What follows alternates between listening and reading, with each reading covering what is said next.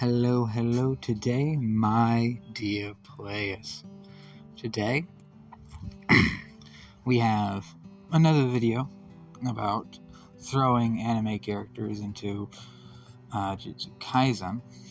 And this time, we are going to do Monkey D. Luffy from One Piece. So, what he's going to do is going to be, I think, a good time. I think we're going to have a good time with it. So, first things first, there may be manga spoilers. There's almost certainly going to be manga spoilers in what I'm going to describe. So if you do not want manga spoilers, do not watch all the way. Actually, fuck it, there might be manga spoilers. I'll put a thing. I'll edit it. I'll edit it in saying if there ends up being any, because I forget where the anime is with One Piece. So we shall begin. The curse technique of Luffy, I actually already have a name for it. I usually don't make up the name until I make the thumbnail. But the name would be the Dance of Freedom technique. And the Dance of Freedom technique allows for its user, anytime they do an action, they dedicate themselves to a particular action, then as they do that action, they can activate their curse technique to cartoonishly exaggerate the proportions and momentum of the action, thus allowing the user to essentially stretch out their body in whichever way, to bend or swerve their body in whatever way, to even expand parts of their body however they need, or even move their body at a significantly higher speed than would be expected. But all of these lists of potential ways to exaggerate would not be given immediately. At first, it would pretty limited to just they can stretch out their limbs to exaggerate the momentum and power of their attacks. The rest of the ways to exaggerate himself would be things he'd have to figure out how to do with the technique. It would take him a bit to piece it together. And the curse technique is not a passive in any sense. It is very much a thing he has to constantly activate, and then it, turns off immediately after the action is done. Yeah. And, so this kind of is a little bit different than how Luffy would normally fight, because he's basically just going to be activating his curse technique over and over and over again to do certain things, like him doing a gum gatling in this version of the setup would mean that he is consecutively activating it back to back in order to do those flurry of punches, which is very exhausting for his cursed energy. But it's Luffy. He has got main protagonist shit going on, so he's gonna have boundless fucking cursed energy, because of course he will. And I did have something in mind, something else, something a little different, that isn't quite a curse technique, but I think he would have, which is a unique situation with his soul. So we know that souls can be a little weird, a little different sometimes, which can create unique properties for their body. Something we've seen happen with Toji and with our boy Yuji, the main character. So I think that Luffy would actually have something similar going on with his soul being a little different. And the way I think it would make the most sense, maybe as a consequence of the way his curse technique has to work in order to achieve the effects it does. Maybe just as a consequence, or maybe the passive, maybe the whole weird soul thing is the reason why the curse technique is the way it is. Maybe that makes more sense. But the idea is simply that on a certain baseline, Luffy's soul is flexible, malleable on a certain base level. He can't really use this fact about his body unless he's activating his curse technique. But it does kind of create certain useful advantages, such that if he is physically attacked, even when he doesn't use his curse technique to defend against it, his body just doesn't receive as much, unless you're using a blade, just doesn't receive as much damage as you'd expect. His body just kind of bounces back from it a bit. Still hurts. It's not like a complete reduction of that. Kind of how his body is in One Piece in actuality, and that if you use blunt force trauma, you could hurt him. You could. It's just going to be a lot harder to do it. Going to take something a lot more extreme, or something going on like there's almost certainly ways to get around it though. Someone using positive energy could probably, I'm going to imagine, be able to push through it. Someone using domain amplification could probably push by it. There's definitely ways. So it's not like overpowered. But I think the biggest thing, because I drew a lot of inspiration from Mahito for thinking about how this would work actually, because that would be funny, in that Mahito would hate this guy because Mahito would be utterly unable to actually really do anything to Luffy. The idea is that since his soul is malleable and always kind of returns to its default state naturally, and it's kind of used to changing and used to changing back to normal. So whenever Mahito tries to change it, he is actively fighting against his soul's ability to change. And his body's so used to it. So like, he tries to change Luffy into this grotesque monster, and it kind of works for like half a second, and then his body just immediately, boop, snaps back to normal, and Luffy is not hurt at all. and Mahito rages. And I just think it would be, I just imagine it would just be really funny. Mahito trying to force Luffy's body to turn into a monster, or even to explode it, like he did a certain character. But Luffy's body just won't do it. It just kind of, whoop, boop. And just Luffy fucking goofing off with it because of how much it just doesn't hurt. If anything, encountering Mahito in this way and forcing his soul to stretch like that would only help Luffy realize how to use his curse technique better. How to be more creative with it, just because he'd realize how many different shapes his body could theoretically take on using his curse technique. So if anything, Mahito would just inspire Luffy to use his curse technique in different ways.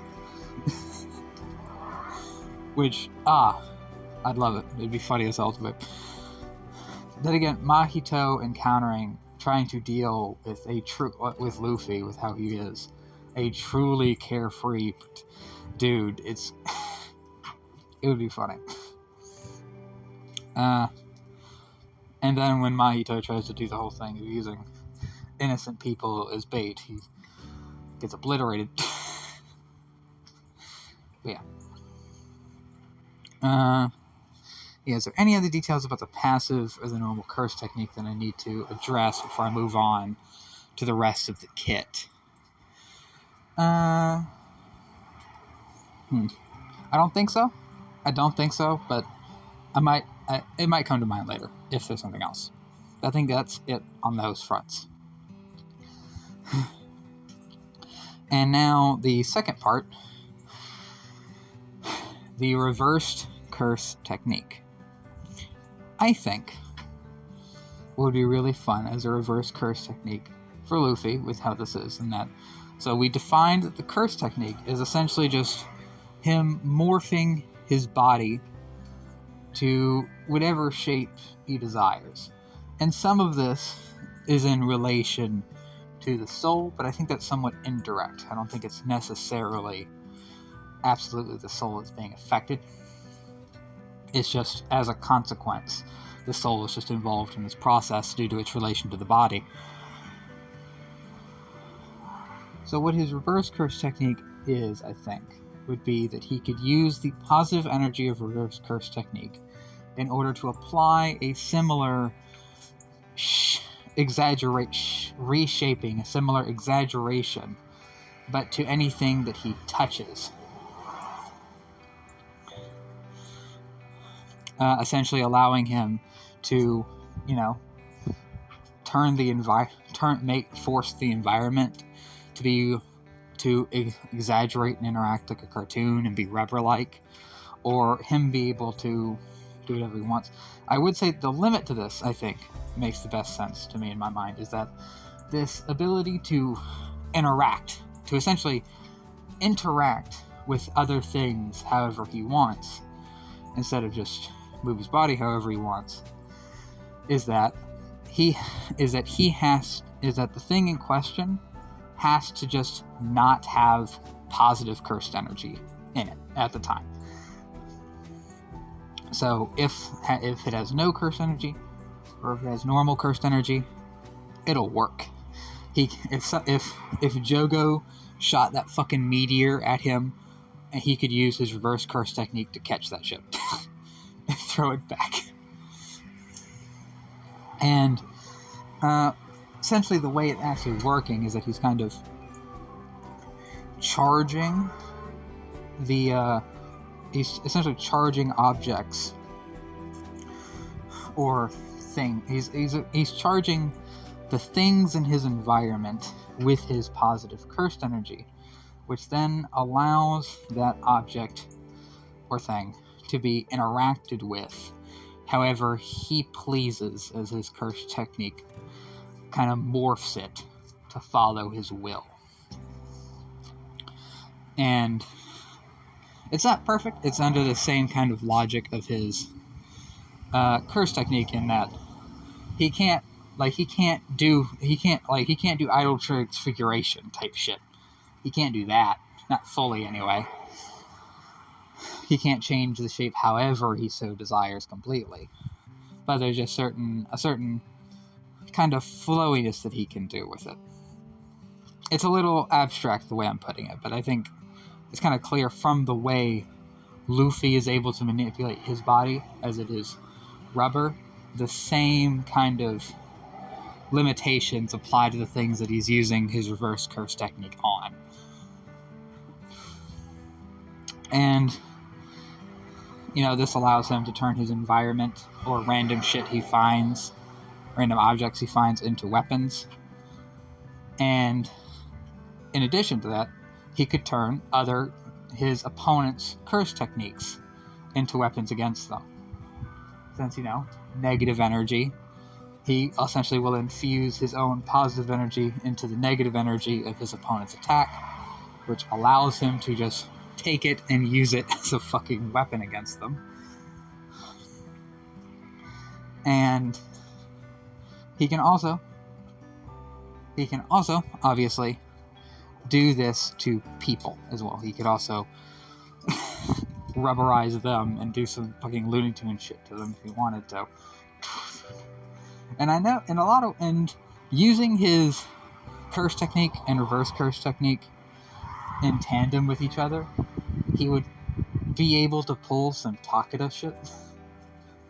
SMJJK spoilers. But yeah, because it would be a lot like as if he had Toon Force to some extent. But limited. because it's limited to essentially this rubberizing shit. It isn't quite like just doing literally whatever you want, but there's a certain freedom of movement to it. I'm struggling a bit to describe it perfectly, but I think it's coming across okay. I think. You guys can leave a comment if it doesn't. And and that's the reverse curse technique. I don't think there needs to be much more description on the way it works. So, and so that ties that up, his reverse curse technique and his curse technique. And so next is time to cover his domain expansion. And first and foremost, I do actually have an idea for the name of his domain expansion. I think it would be called Grand Adventure's End.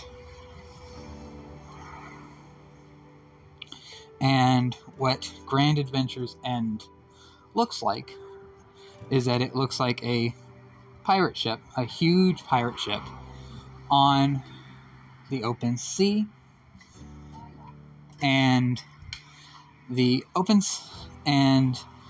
it's just nothing but open sea out across from the pirate ship, and in the middle of the sky at the top is this bright sun pouring down on everything. There's no clouds in sight anywhere. And obviously, he could use his curse technique as much as he wants in here. But I think that it would be a sure hit domain, as it just seems appropriate for the kind of person Luffy is. I don't think he'd go for any rule-based shit. I don't think that's in him. But the way his sure hit works, I think I had a very particular idea, is that while in the domain, Luffy manifests 9 additional, has access to 9 additional sets of arms.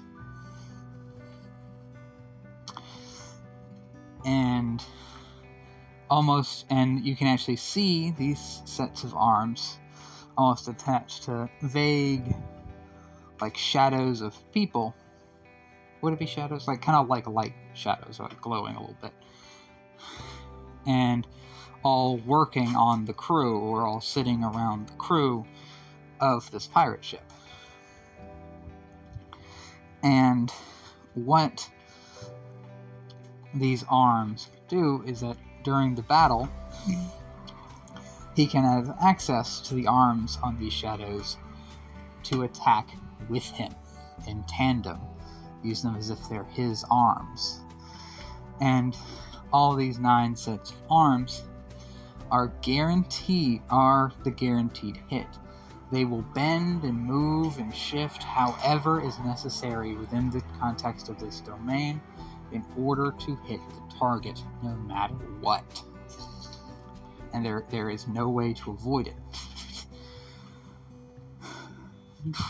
And essentially the way this would work, the way when you're fighting Luffy in his domain, is that it's essentially just like an endless cascade of arms attacking you. An endless cascade of fists coming around from every direction you can imagine, pummeling you into dust. Because, as fun and fancy as Luffy's attacks can theoretically get, at the end of the day, Luffy is a simple man with a simple way of dealing with his problems. It's turning them to fucking dust with his bare hands. And yeah, I think that's what his domain expansion would be. And obviously, if you haven't caught it, the reason why there are 9 sets of arms for him to work with in the domain, and there's 9 shadows, Shadow isn't a word, 'cause that's not what I imagine it looks like. It's like, they're like little, like light shadows. The opposite of a shadow. People-shaped light. That's what they are. And yeah, if you don't know why I said 9, it's because there are 9 crewmates outside of Luffy on the Straw Hat crew. It's the reason. And yeah, that's all I had to say for now. I hope y'all enjoyed the video. I'll talk to y'all next time. Please like, share, and comment. Have a good day.